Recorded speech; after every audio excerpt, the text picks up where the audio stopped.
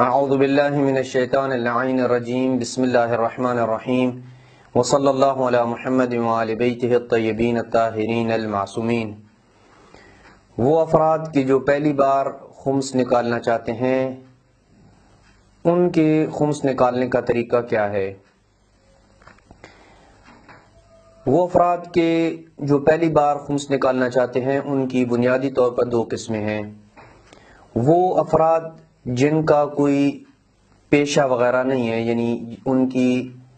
ذریعہ آمدنی کوئی نہیں ہے، جیسے گھریلو خواتین کہ جن کا نان و نفقہ جو ہے وہ ان کے شوہر برداشت کرتے ہیں، یا طالب علم جو فقط طالب علم ہوتے ہیں اور ساتھ دیگر کوئی کام نہیں کرتے۔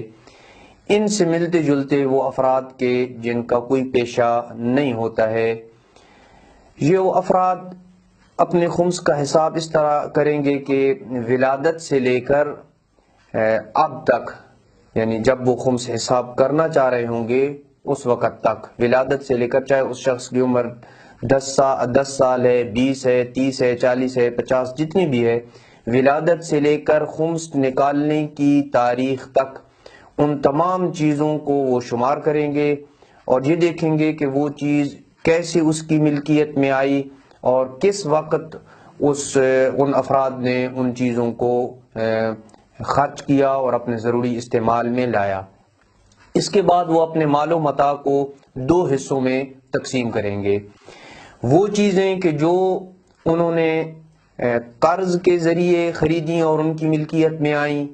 اور وہ چیزیں کہ جو قرض کے علاوہ کسی اور وجہ سے ان کی ملکیت میں آئیں۔ جہاں تک ان چیزوں کا تعلق ہے کہ جو اس نے قرض لے کر خریدیں اور اس کی ملکیت میں آئیں، تو اگر اس نے وہ مال و متاع یا وہ چیز پہلے اپنے استعمال میں لے کے آیا اور اپنے خرچ اور اخراجات میں اسے استعمال کیا اور پھر اس کے بعد قرض کی ادائیگی کی، یا وہ چیز خریدنے کے بعد اور اس کی ملکیت میں آنے کے بعد ضائع ہو گئی اور پھر اس نے قرض کی ادائیگی کی، تو اس صورت میں خمس واجب نہیں ہے اس مال و متاع کے اوپر۔ لیکن اگر اس نے پہلے قرض کی ادائیگی کی اور وہ پیسہ جس کے ذریعے اس نے قرض کی ادائیگی کی اس پر سال گزر چکا ہو تو، اور اس کے بعد اس نے اس مال و متاع کو استعمال کیا ہو اور ان چیزوں کو استعمال کیا ہو، تو اس صورت میں اس مال و متاع اور ان چیزوں کے اوپر خمس واجب ہوگا۔ یہ تو وہ صورت ہے کہ جو اس نے قرض کے ذریعے جو چیزیں اس کی ملکیت میں آئی ہیں۔ اگر قرض کے علاوہ دیگر عناوین سے چیزیں اس کی ملکیت میں آئی ہیں، جیسے کسی شخص کا والد دنیا سے رخصت ہو جاتا ہے اور اس کی میراث کے ضمن میں اسے جو چیز ملتی ہے، یا خاتون کو مہر کے ضمن میں جو چیز ملتی ہے، تو میراث اور مہر کے ذریعے جو چیز اس کی ملکیت میں آئی ہے اس کے اوپر بھی خمس واجب نہیں ہوگا۔ اس کے علاوہ وہ مال و متاع کہ جو ان کے علاوہ، یعنی ان عناوین کے علاوہ ان کے ذریعے اس کی ملکیت میں آئے ہیں، جیسے کسی خاتون کو یا کسی طالب علم کو گفٹ کے ذریعے کوئی چیز ملتی ہے، گفٹ ملتی ہے اور اس گفٹ کے عنوان سے اس کی ملکیت میں وہ چیز آئی ہے، تو اس کی مندرجہ ذیل صورتیں آغا سستانی نے بیان کی ہیں۔ سب سے پہلی صورت یہ ہے کہ وہ مال و متاع جن کے متعلق اسے یقین ہو کہ اپنے اخراجات میں اس نے ان چیزوں کو استعمال نہیں کیا اور اس کے اوپر سال گزر چکا ہو، مثلا اس نے کوئی چیز خریدی اور سال بھر وہ چیز اس کے پاس پڑی رہی اور اس کو اس نے استعمال نہیں کیا، تو اس کے اوپر خمس ادا کرنا واجب ہوگا۔ وہ مال و متاع جو گزشتہ سالوں میں اس کی ملکیت میں آیا اور اس پر سال گزرنے سے پہلے اس نے اپنے اخراجات میں اسے استعمال کر لیا، فرض کیا کہ اس نے گاڑی خریدی یا گھر بنایا اور سال گزرنے سے پہلے اس نے گاڑی استعمال بھی کر لی اور گھر شفٹ بھی ہو گیا اور وہاں سکونت اختیار کر لی، تو ان چیزوں کے اوپر بھی خمس واجب نہیں ہوگا۔ وہ مال و متاع جن کے متعلق اسے شک ہو کہ یہ میراث کے ذریعے اس کی ملکیت میں آئی ہیں یا مہر کے ذریعے اس کی ملکیت میں آئی ہیں، تو اس صورت میں بھی ان چیزوں کے اوپر خمس واجب نہیں ہوگا جن چیزوں کے متعلق اسے شک ہے۔ وہ اموال جن کے متعلق اسے شک ہو کہ یہ اسی سال کے منافع میں سے ہے کہ جس سال اس نے ان چیزوں کو استعمال کیا ہے، یا گزشتہ سالوں کے منافع میں سے یہ چیز ہے۔ فرض کریں جس سال اسے منافع ہوا تھا اسی سال اس نے اس کو استعمال کر دیا، یا نہیں منافع تو اسے گزشتہ سالوں میں ہوا تھا اور استعمال بعد میں کیا، یعنی گزشتہ سالوں کے منافع سے اس نے اس چیز کو خریدا تھا، تو بنا بر احتیاط واجب جتنی مقدار میں اسے شک ہے اتنی مقدار میں وہ حاکم شرعی یا اس کے وکیل کے ساتھ مصالحت کرے گا، یعنی دونوں کے درمیان عقد مصالحت ہوگا، اور جتنی مقدار میں شک ہوگا مخصوص مقدار میں اتنی ہی مقدار میں وہ آپس میں اتفاق کر لیں گے، اور زائد جو رقم ہوگی اس سے دونوں ایک دوسرے کو معاف کر دیں گے اور بری ذمہ قرار دیں گے۔ پانچویں صورت یہ ہے کہ وہ مال و متاع جو اس کی ملکیت میں آیا اور اس کے بعد وہ چیز ضائع ہو گئی، لیکن یہ بھی احتمال ہے کہ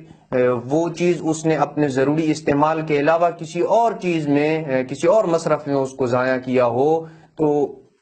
اس صورت میں بھی بنا پر احتیاط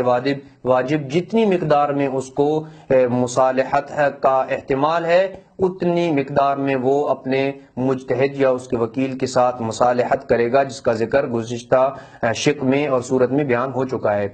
چھٹی صورت یہ ہے کہ وہ مال و متاع جس کو مکلف نے اپنے اخراجات میں استعمال کیا، لیکن شک ہو کہ سال گزرنے سے پہلے اس نے یہ استعمال کیا تھا، اپنے ضروری مصرف میں اس کو لے کے آیا، یا سال گزرنے کے بعد، تو بھی بنا بر احتیاط واجب جتنی مقدار میں احتمال ہے اور شک ہے اتنی مقدار میں اپنے مجتہد یا اس کے وکیل کے ساتھ عقد مصالحت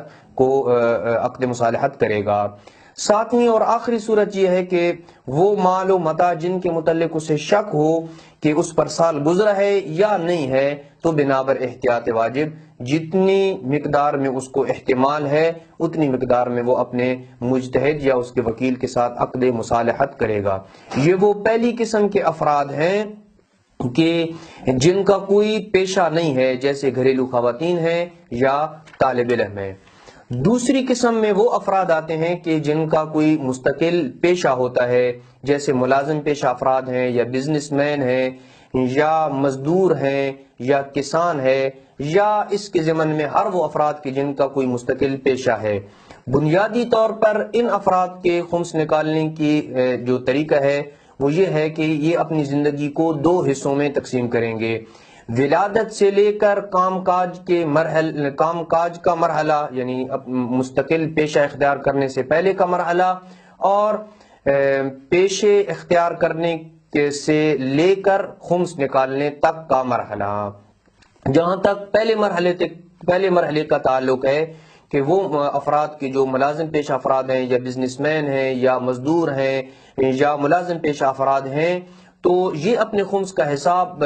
ویسے ہی کریں گے کہ جن کا ذکر پہلی قسم میں گزر چکا ہے، کہ جن افراد کا کوئی پیشہ نہیں ہے، اور وہ ساتوں کی ساتوں صورتیں جو ہیں اور شقوق ساری کی ساری یہاں پہ لاگو ہوں گی، کہ اس کو مد نظر رکھتی ہوئی یہ اپنا خمس نکالیں گے پہلی بار۔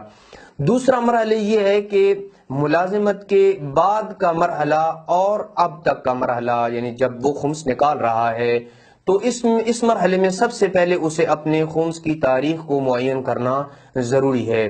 اس کی ملازمت کا پہلا دن، یا اس کی مزدوری کا پہلا دن، یا اس کی تجارت کا پہلا دن، یا اس کے پیشہ اختیار کرنے کا جو پہلا دن ہوگا، یہ اس کے خمس کی سالانہ تاریخ قرار پائے گی، اور جب بھی وہ تاریخ آئے گی وہ اپنے گھر کی اور اپنے مال و اموال کی تمام کی جانچ پڑتال کرے گا اور اس کا حساب لگائے گا۔ اس ضمن میں بھی جب اس کی تاریخ معین ہو جائے گی تو اسی تاریخ کے ضمن میں وہ ان 7 صورتوں کو اپنے اوپر لاگو کرے گا کہ وہ کون سا اموال کس صورت میں اس کی ملکیت میں آیا۔ قرض کی ملکیت میں آیا تو کیسے پہلے اس نے اس کو چیز کو استعمال کیا اور بعد میں قرض کی ادائیگی کی، یا اس کے بالعکس جن صورتوں کا ذکر جو ہے وہ ہو چکا ہے وہ ان کو اپنے اوپر لاگو کرے گا۔ تنخواہ کی صورت میں یا تجارت کی صورت میں یا گفٹ کی صورت میں جو اموال اس کی ملکیت میں آئے گا، ان تمام کا حکم وہی ہے کہ جو پہلی صورت میں گزر چکا ہے۔ یہ وہ طریقہ ہے کہ جو خمس ان افراد کے لیے کہ جو پہلی بار خمس نکالنا چاہتے ہیں، وہ اس طریقہ کار کو مد نظر رکھتے ہوئے یہ خمس نکالیں گے۔ چونکہ یہ مسئلہ کافی پیچیدہ ہے، لہٰذا اس مسئلے کی جو مختلف صورتیں پریکٹیکل بنتی ہیں ان کو آئندہ آنے والے تفصیل میں ہم بیان کریں گے کہ کس طرح ایک شخص جو ہے وہ اپنا پہلی بار خمس نکال سکتا ہے۔ وصلی اللہ علی محمد وآل بیتہ الطیبین الطاہرین المعصومین۔